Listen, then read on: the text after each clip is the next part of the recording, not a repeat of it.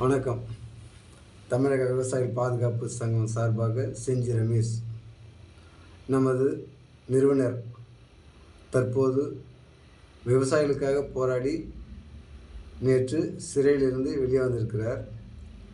நாம் அனைவரும் விவசாயிகளாகிய நம் அனைவரும் ஒன்றாக சேர்ந்து அவருக்கு பக்க பலமாகவும் அவருக்கு ஆணைக்கு இணங்க அவர் எந்த வழி சொல்கிறாரோ அந்த வழிப்படி நம்ம நடந்து கொண்டால் இன்னும் நமக்கு விவசாயிகளுக்கு உறுதுணையாக இருக்கும் என்று இந்த நேரத்திலே உங்களுக்கு தெரிவித்துக் கொள்கிறேன்.